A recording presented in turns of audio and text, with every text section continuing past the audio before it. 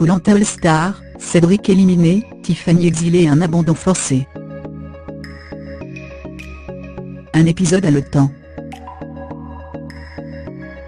Après l'élimination de Julie, la semaine dernière et l'exil de Cédric, Koh-Lanta All-Star était de retour sur TF1, ce vendredi 6 avril 2018. Un épisode riche en rebondissements. Résumé de la soirée. Grosse surprise pour Cédric. Il a découvert l'île de l'exil, et a appris qu'il allait devoir disputer un duel contre Raphaël, et le remporter pour rester dans l'aventure. J'exulte, je suis vraiment content. Mon objectif, c'est d'éliminer tout le monde et d'aller au bout, a-t-il admis. Ambiance beaucoup moins joyeuse sur le camp des Toa. L'équipe a découvert que Nathalie ne leur a pas indiqué la proximité de Manguier. Ils l'ont même suspecté d'avoir mangé ses fruits en cachette. Très vite, Cassandre et Javier n'ont pas tardé à crier leur colère. Je ne suis pas loin de partir en sucette, a admis ce dernier. Pascal a donc tenté d'apaiser les tensions, souhaitant que leur team reste soudé jusqu'à la réunification. Si chez les jeunes, la cohésion était au rendez-vous, une ombre planait avant l'épreuve de confort. Ça fait 2 jours que j'ai des douleurs à l'estomac. J'ai hyper mal au bide, a admis Olivier. Il n'a donc pas disputé le jeu, et a dû subir des analyses. Épreuve très particulière puisque c'était une épreuve individuelle. Si les 2 premiers remportaient un avantage, le dernier héritait d'un vote contre lui au prochain conseil. Le but du jeu ? Rester suspendu le plus longtemps possible sur un rondin. Javier est le premier à avoir lâché, il avait donc un vote contre lui au prochain conseil.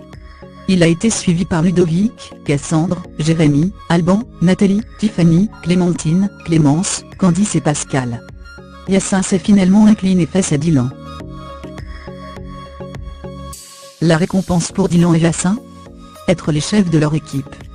Étant le premier, le Gobelin a choisi en premier ses coéquipiers et pouvait choisir son camp. Nouvelle équipe rouge, Javier, Ludovic, Candice, Jérémy, Nathalie, Cassandre. Nouvelle équipe jaune, qui reste sur son camp qui a la chance d'avoir le feu, Tiffany, Pascal, Clémence, Alban, Olivier, Clémentine. Nouvelle vie pour les équipes. Tiffany, Alban, Pascal et Clémence ont découvert leur nouveau camp. Un endroit plus propre et surtout, avec le feu. Pascal n'a d'ailleurs pas caché sa joie, en enfonçant ses anciens camarades, on a laissé des rouges qui sont faibles. Cassandre est fatiguée, Nathalie ne sert à rien, Javier est en chute libre. Et très vite, il s'est rapproché de Dylan. De son côté, Dylan n'a pas hésité à critiquer certains de ses anciens camarades, dont son ami Cédric. Une attitude que Clémentine n'a pas comprise. Comme si cela ne suffisait pas, elle se sentait seule avec le départ de Candice dans l'autre équipe et l'absence d'Olivier. Elle a donc tenté de trouver un collier d'immunité. Heureusement, elle n'entendait pas son chef d'équipe Dylan parler d'elle dans son dos. Je respecte toute mon équipe sauf Clémentine. Je l'ai juste choisie pour qu'elle ne pourrisse pas l'aventure de Yacine. Ils étaient en froid lors de leur précédente aventure, et elle a précipité son élimination, nœud de la rédaction. Je m'en fous un peu de son comportement, je compte venger Yacine de son aventure précédente. Manque de chance pour lui, Clémentine a trouvé son collier d'immunité. Elle n'était donc pas en danger en cas d'élimination cette semaine.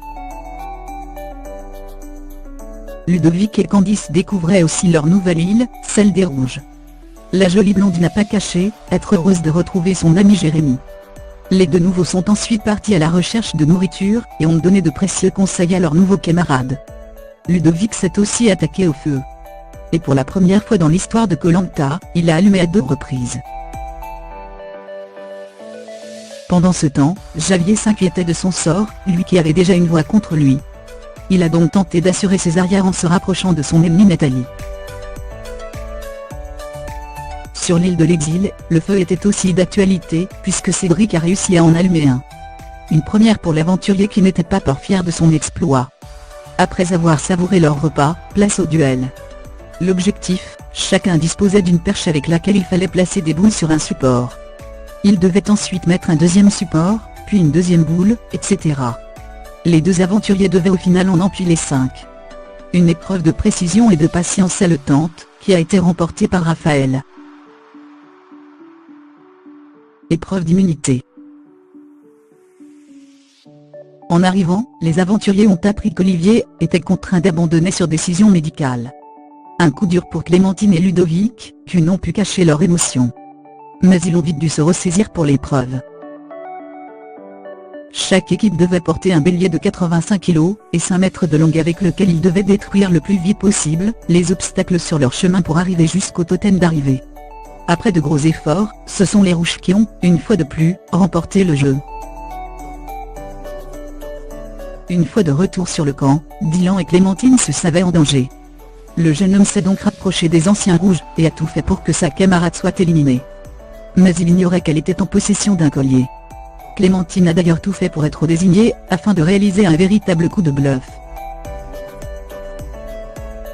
Le conseil. Dylan n'a pas caché avoir préféré prendre plus d'anciens rouges dans son équipe, car il était dans la ligne de mire de ses anciens coéquipiers. Mais Clémentine lui a fait remarquer qu'aujourd'hui, il était tout autant en danger. Il aurait donc mieux valu prendre plus d'anciens jaunes selon elle. Dylan lui a répondu qu'il n'était pas assez lui-même avec son ancienne équipe pour ne pas sauter rapidement.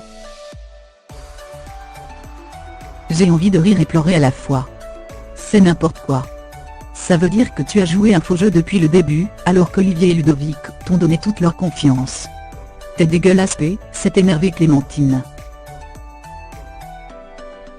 Place au vote.